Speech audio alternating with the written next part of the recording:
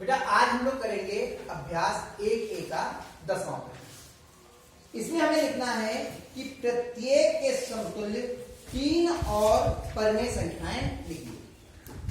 प्रत्येक के समतुल्य हमें कितनी संख्या लिखनी है? 3। पहले में है का में 2/5। समतुल्य संख्या परमेय संख्या जब हमें लिखनी होती है तो उसमें करते क्या है कि अंश और हर को किसी एक संख्या से हम गुणा कर देते हैं, 0 और 1 के अलावा। इसमें अंश कितना है? 2।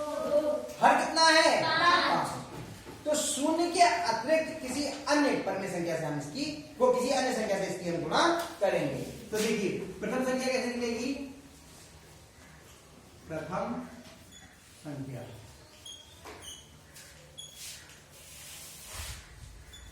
हम पे क्या था? 2/5। इसकी गुणा किसी भी एक संख्या से जो 0 ना हो और 1 ना हो, अंश और हर दोनों की गुणा कर दीजिए। बताइए कितने से करें? कोई सी भी एक संख्या। 20 संख्या है 20। 3 से करते हैं। 3 से ही अंश की गुणा करते हैं और 3 से ही हर की। तो 2 3 और 5 3 15। ये आ गया आपकी इसकी समतुल्य पहली संख्या। आप कितनी भी लिख सकते हैं, हमें केवल 3 लिखनी है और ये उत्तर आपका उत्तर माला से नहीं मिलेगा, क्योंकि आप अपनी मर्जी से किसी भी संख्या से गुणा कर सकते हैं, चाहे वो पूर्णांक धन हो और चाहे ऋण पूर्णांक हो, किसी से भी कर सकते हैं। ठीक है? और ध्यान रखना बराबर के ठीक बीच में ये बटे की लाइन आएगी। ठीक है? इस बात को हमने आपसे पहले भी कहा है, एक बात का ध्यान रखना। अब तुम बेटा कितना ध्यान है? द्वितीय संख्या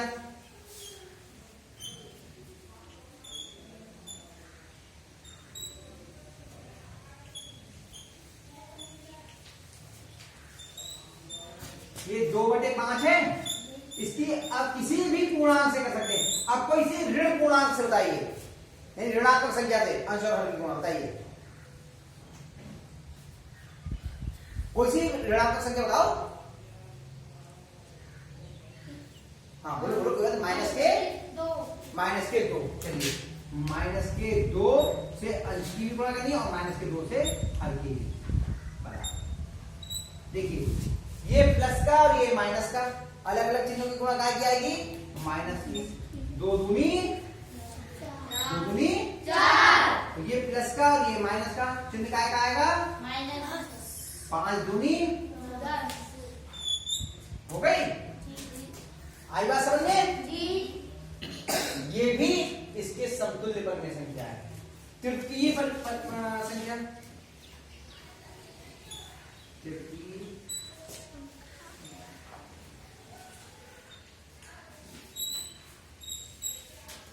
दो 2/5 हमारे पास पहले से था। और किसी भी संख्या से जिससे चाहे जिस पूर्णांक से चाहे आप दोनों की गुणा करेंगे। अब बताइए किससे करें? आप बताओ बेटा किससे करें? जिससे अंश की गुणा करें उसी से हर की। हाँ बताओ। 5 से। चलो 5 से कर लेते हैं। 5 से ही अंश की गुणा और 5 से ही हर की गुणा। 2 पंजे 10 और 5 25। होता क्या है जब हम एक ही संख्या से गुणा करते हैं अंश और हर दोनों की, तो देखिए 5 एकम 5 आपस में कर जाते हैं। यहाँ पर तो कुछ भी नहीं बचेगा, संख्या तो यही बचेगी। और जिससे आगे गुणा गया इससे इन दोनों को अगर भाग करें, इसको भी 5 से भाग करें, इससे भी भाग करें, तो आपकी यही संख्या आ जाएगी। इसलिए ये इसकी समतुल्य संख्याएं हैं। समझ आया? ये होगा आपका पहला का। अब हम लोग खा गए, चलिए खा करते हैं।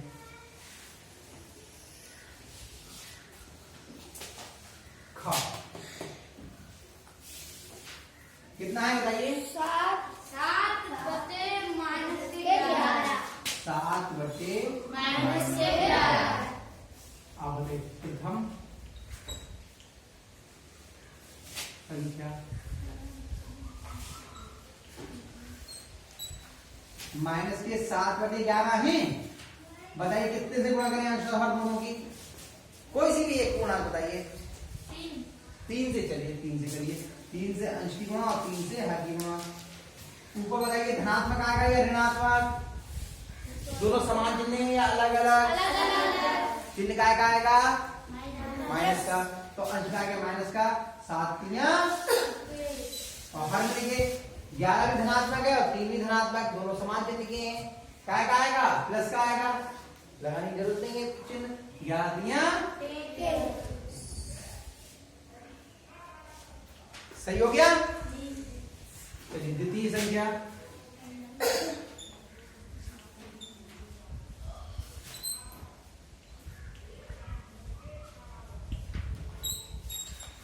-7/11 गुणा, बताओ किससे गुणा करें?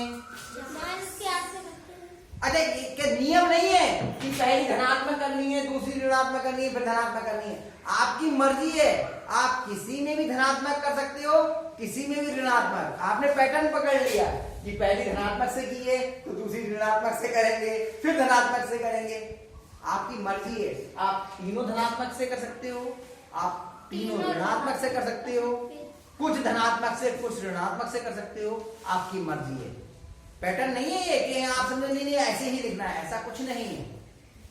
ठीक है, किसी से भी कर सकते हो, मर्जी है आपकी। अब बताओ किससे करें इसकी? 4 से। बताओ ये ऋणात्मक और ये धनात्मक, गुणा कैसी आएगी? 7 चौक 24। शाबाश, कौन बोला? 7 चौक 24 होते हैं। कितने होते? खुशबू, आवाज नहीं आ रही बेटा, है ना?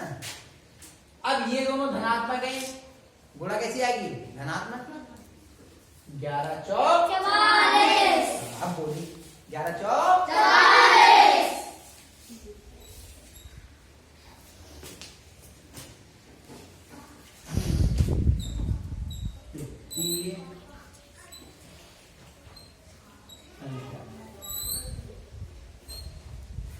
कितनी तृतीय संख्या? -7/11 गुणा। अब बताओ कितने से गुणा करें दोनों? -6 से। चलो -6 से कर देते हैं। अब देखो माइनस है, ब्रैकेट में माइनस की संख्या क्या करते हैं? ब्रैकेट में लिख देते हैं, क्योंकि दो चिन्ह एक साथ नहीं लगते। हाँ गुड। अब ऊपर देखिए, ये धनात्मक है या ऋणात्मक 7? कैसा है? ऋणात्मक है, क्योंकि पहले माइनस का चिन्ह लगा है। जिसके पहले माइनस का चिन्ह लगा होता है वो तो ऋणात्मक होता है। और 6 कैसा है? दोनों समान चिन्ह के हैं या अलग अलग? दोनों ऋणात्मक संख्याएं हैं, तो इनका गुणनफल कैसा आएगा? प्लस। समान चिन्हों का गुणनफल धनात्मक आता है, तो प्लस आ जाएगा। 7 6 42। अब देखिए 11 कैसा है? धनात्मक या ऋणात्मक? और 6 दोनों एक से चिन्ह के हैं या अलग अलग? यानी कि असमान चिन्ह के हैं। असमान चिन्हों का गुणनफल कैसा आता है? माइनस, ऋणात्मक। ठीक है, तो ये ऋणात्मक में आ जाएगा। और 11 6 ये आपका पहला और दूसरा प्रश्न, पहला और दूसरा खंड इसका हो गया। शेष 2 खंड जो हैं इन्हें आप लोग अभी बैठ के हल कीजिए, उसे चेक कराइए। ठीक है, और उसके बाद में फिर आपकी अभ्यास पूर्ण हो जाएगी, फिर आपका जो है वो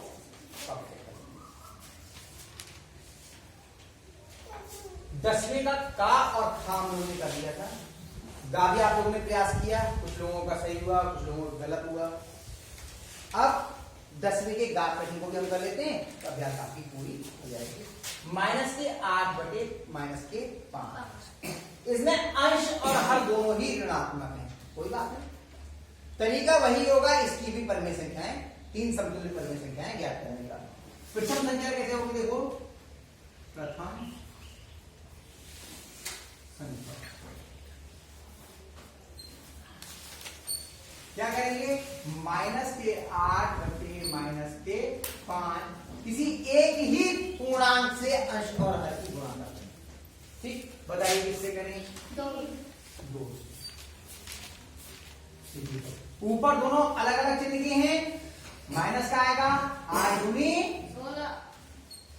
ये दोनों भी अलग अलग चिन्ह के हैं, गुणा धनात्मक आएगी या ऋणात्मक? ऋणात्मक। माइनस के आ गए 5 दूनी 10। ठीक, द्वितीय संख्या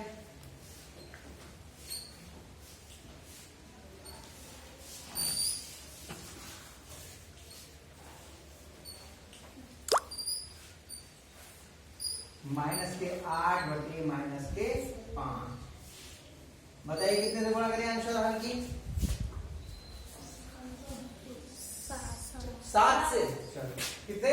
7 से 4 से 7 से। चलो 7 से अंश की गुणा और 7 से हर की गुणा। देखिए ये ऋणात्मक और ये धनात्मक अलग अलग चिन्ह किए हुए, गुणा कैसी आएगी? ऋणात्मक। 8 सत्ते 56 और ये भी ऋणात्मक और ये धनात्मक, दोनों समान चिन्ह के अलग अलग चिन्ह काय का आएगा? 5 सत्ते 35 ठीक है। तृतीय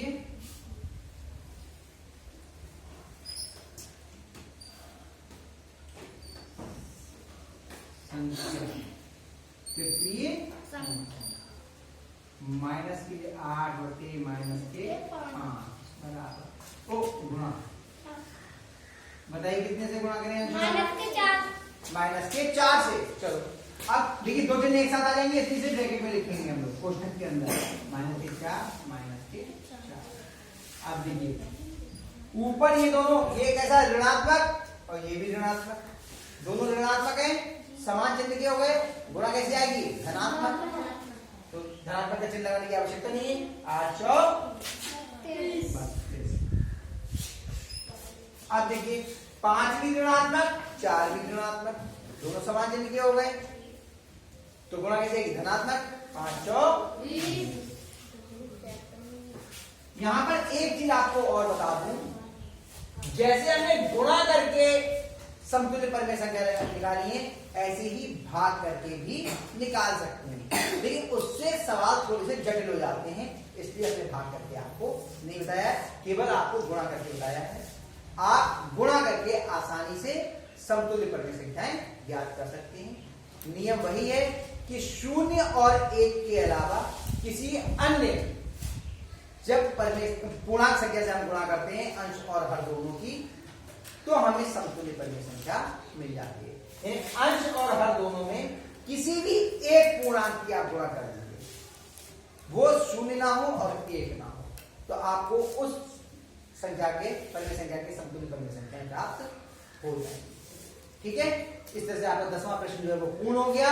शाखा घात तीनों प्रश्न हो गए। ठीक है, जिनका सही है ये अच्छी बात है, जिनका गलत है वो उसमें से सही कर लें और घर से इन तीनों प्रश्नों को आप अपने आप फिर से करिए। अब कॉपी चेक करा लीजिए जिसका काम है।